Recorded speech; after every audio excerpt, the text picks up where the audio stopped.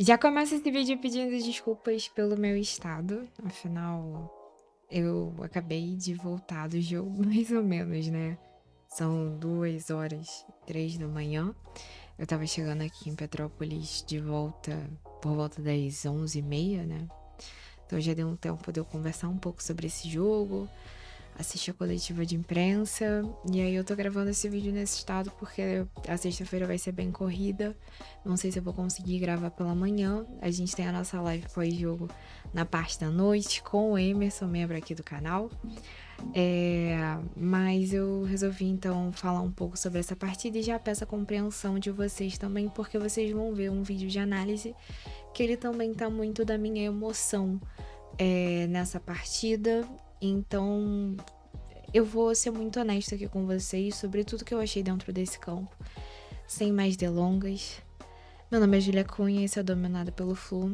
Vem com a gente falar sobre essa partida. Primeiro de tudo, ganhamos, né? Esse era o objetivo da noite. Era a conquista dos 3 pontos.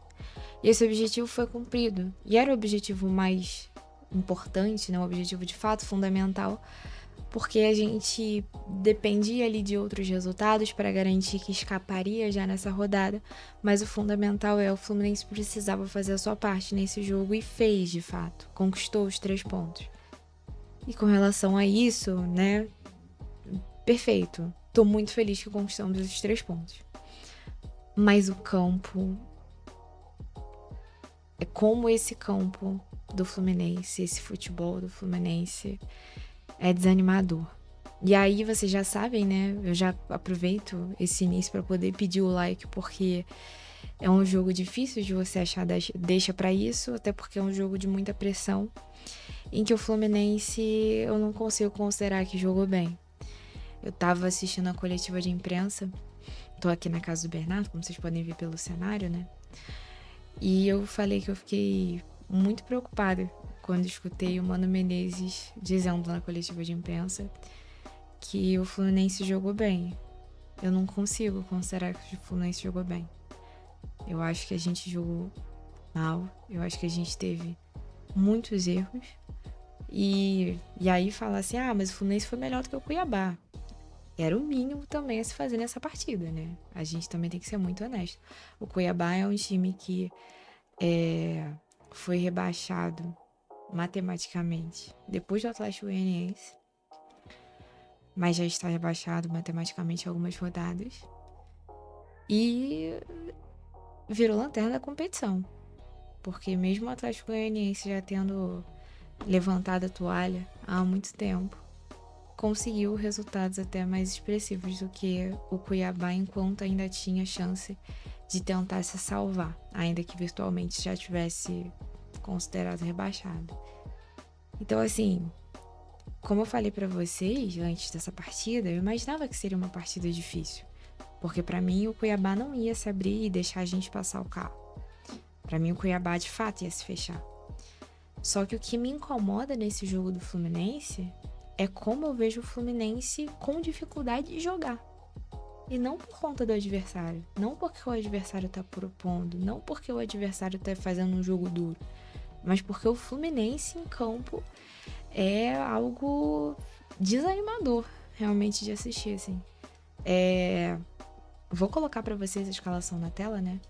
Mano fez alteração do Diogo Barbosa para a entrada do Fentes, segundo o próprio Mano na coletiva de imprensa. Esse eu só tive acesso realmente depois, quando eu vou pro jogo eu fico muito desligada do pré, né, por conta desse caminho de Petrópolis até o Rio, e eu saio muito cedo de casa, hoje eu saí da minha casa mesmo 3h20 da tarde, mas ele tira porque parece que o Diogo Barbosa sente algum problema ali na escala, na verdade no treino, antes de entrar pro campo, ali no aquecimento. Além dele, tem a surpresa, né, de não termos o Keno como titular. O Mano opta por seguir entrando com o Serna.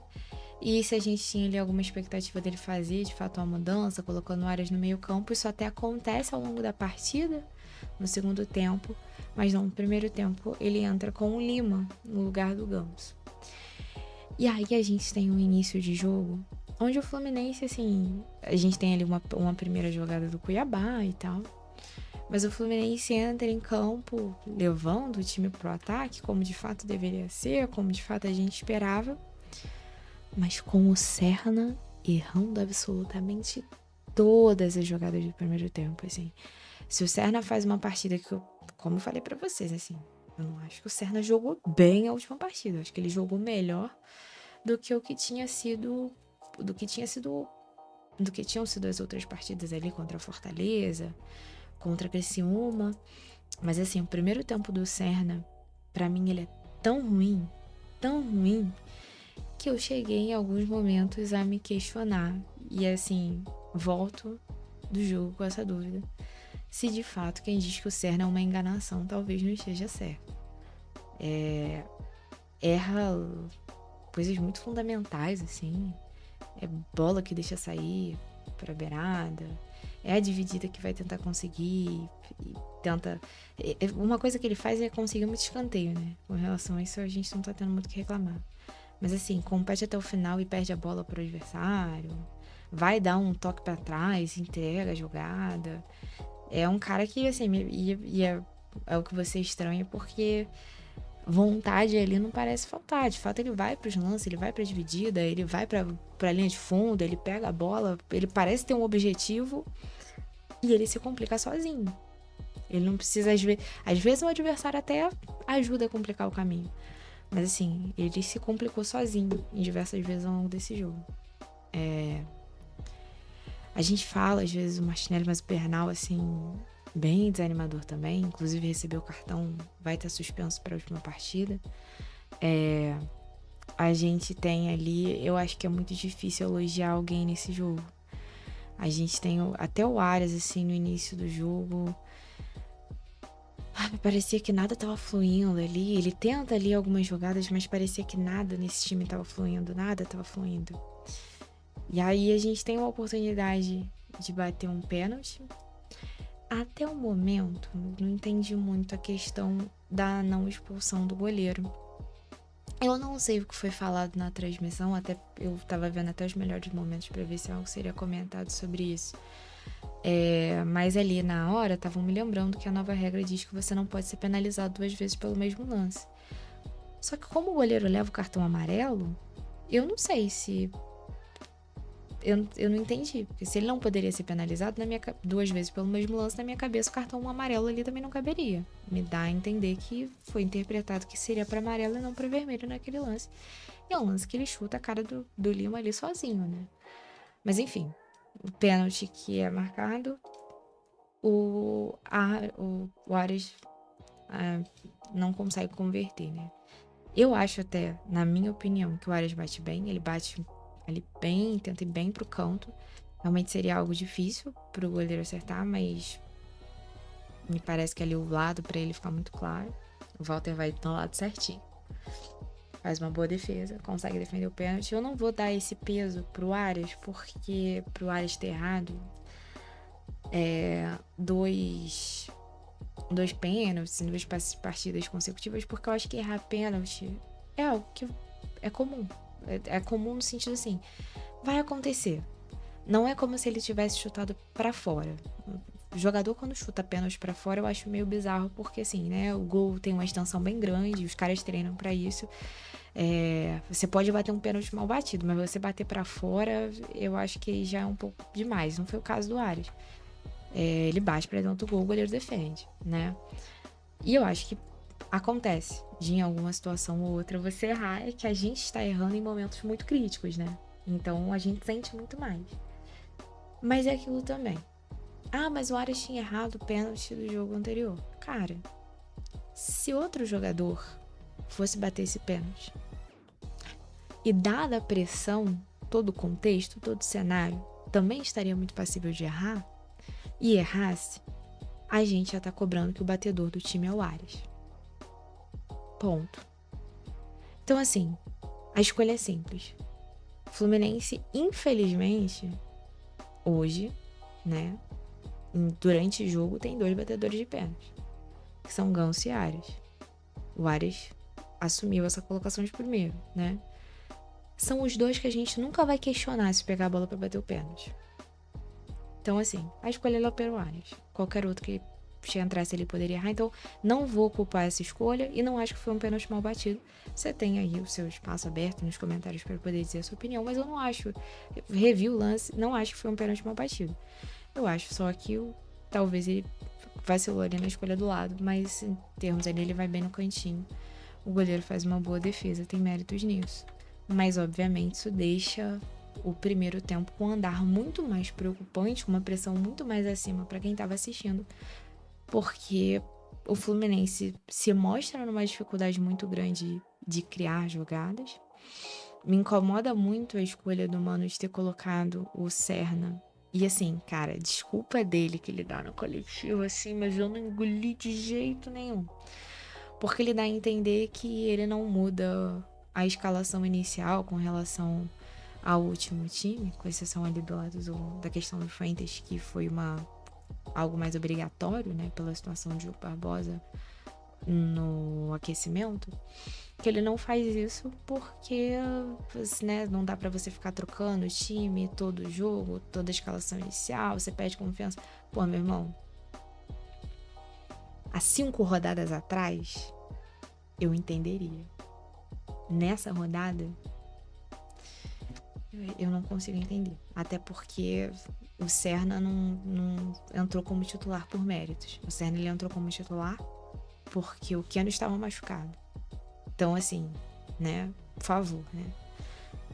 E eu acho muito ruim porque, vamos lá. As melhores jogadas criadas pelo chão, elas acontecem com o Keno dentro de campo. O Keno vai para 1-1, vai um x1 ali, vai pra linha de fundo, joga aquela bola e tal, dentro da área, a cara do gol. Jogada pra quem? Germancano. Aí ele finalmente me coloca o Germancano como titular na partida. E coloca o Serna do outro lado que vai bola no alto, vai bola no alto, vai bola no alto. Bola que assim, dificilmente o Cano vai acertar. Até que o Cano até tem oportunidade ali com o Keno no segundo tempo. O Mano dessa vez resolve fazer a mexida, né? Fazer a mudança. No intervalo, de fato, ele tira o Martinelli para a entrada do Keno. Até depois eu vi que o Lessa estava falando sobre ele muito provavelmente ter tirado o Martinelli, o que deve justificar isso, com o Bernal tendo sido amarelado para não correr o risco de perder o Martinelli para o último jogo também, porque o Martinelli também estava pendurado, não ficar com 2 volantes suspensos para a última partida. E aí, assim, mas assim, é bem ruim. Eu acho o primeiro tempo muito ruim, assim. Um primeiro tempo de muitos erros. E que a melhor jogada, o melhor lance ali pra gol foi, de fato, a jogada em que o Lima se machuca e o Walter, né, faz o pênalti. E o time com a entrada do Keno melhora. A gente tem um time parecido com aquele que o GE esboça, que foi usado nos testes, com o Serna indo para a ponta direita, o Keno indo para a esquerda e o John Arias ajudando nessa construção de meio campo. E eu acho que o time melhora não só pelo Keno, né, mas tanto pelo Keno que entrou bem, mas também porque o time passa a jogar mais organizado, assim. No primeiro tempo parecia uma bagunça total. O time começa a jogar mais organizado, cria chances.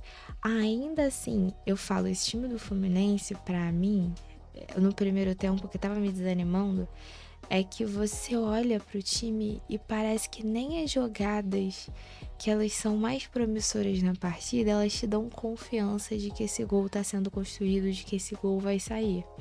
No segundo tempo a gente já começa a ter de fato chances melhores, né? E o Keno faz de fato uma boa partida, o Arias começa a aparecer um pouco melhor também.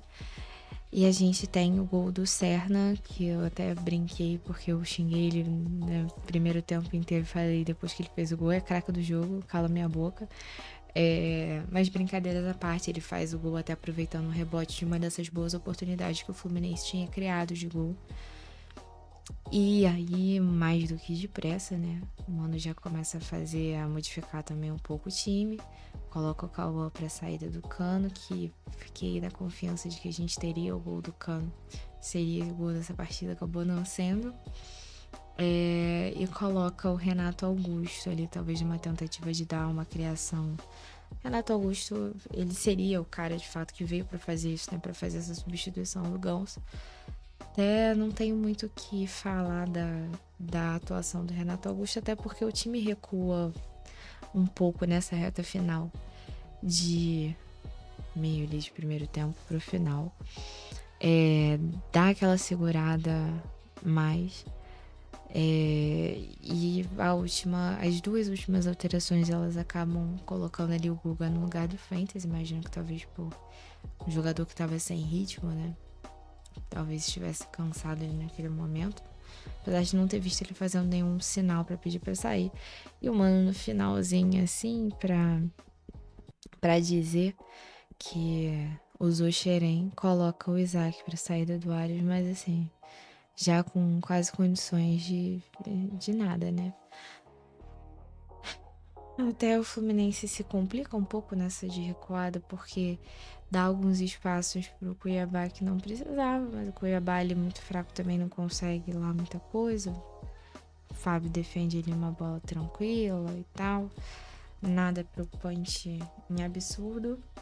Mas assim, o que eu tenho a dizer no final desse vídeo,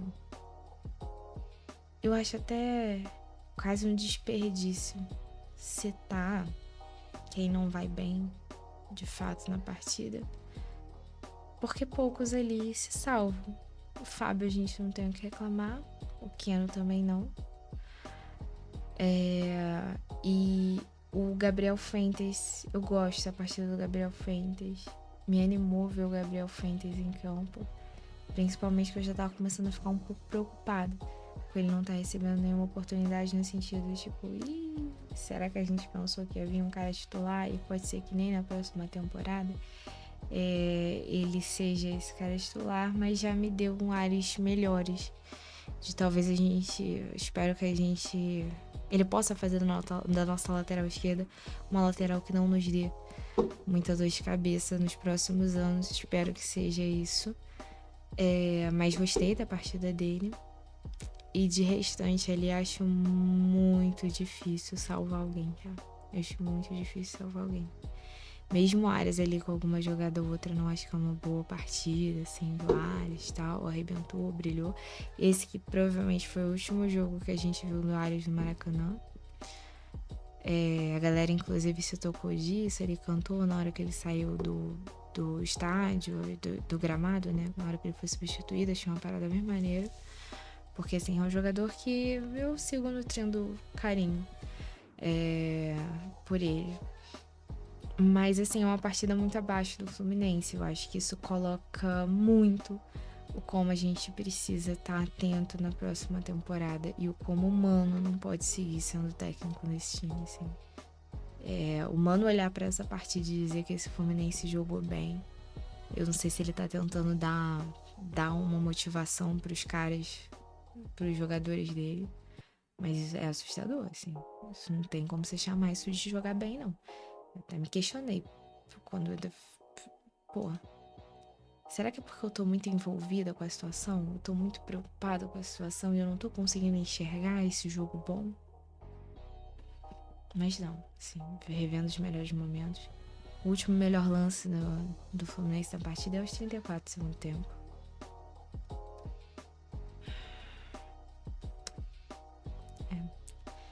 Eu queria estar gravando um vídeo aqui bem animado. Falei com vocês. Eu sei bem que se a gente não escapou matematicamente, não vou poder me pintar na live de amanhã, não.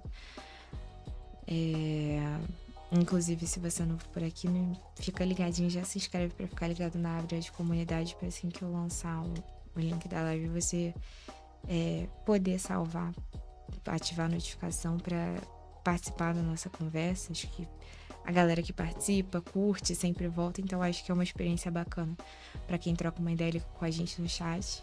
Então, espero ter você por lá também. Mas assim, eu confesso que eu não consigo sair desse jogo animada. Não consigo sair desse jogo animada. Por que, Júlia, você acha que a gente não escapa? Não, acho que a gente escapa, sim. Tô confiante nisso. A gente vai depender agora de pelo menos um empate para tentar não depender dos resultados dos nossos adversários. E a gente precisa urgentemente desse empate porque, como com a briga ali entre Atlético Paranaense e Galo, a gente corre sérios riscos.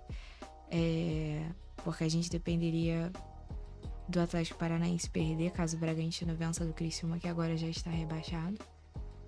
Que eu acho que é um resultado tão muito difícil conseguir, né? O Criciúma vencer o Bragantino na última rodada, já sabendo que tá rebaixado. Acho um resultado muito difícil.